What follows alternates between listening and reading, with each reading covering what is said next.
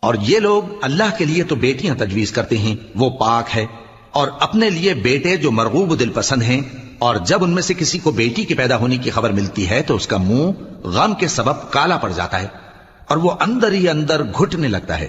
اور اس خبر بد کے سبب جو وہ سنتا ہے لوگوں سے چھپتا پھرتا ہے، سوچتا ہے کہ آیا ذلت برداشت کر کے لڑکی کو زندہ رہنے دے یا زمین میں گاڑ دے۔ دیکھو یہ جو تجویز کرتے ہیں بہت بری ہے،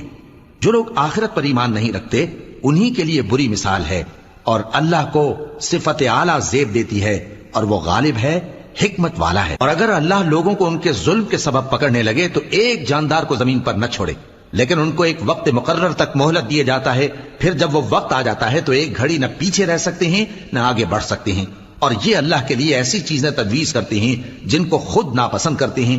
اور زبان سے جھوٹ بکے جاتے ہیں کہ ان کو قیامت کے دن بھلائی یعنی نجات ہوگی۔ کچھ شک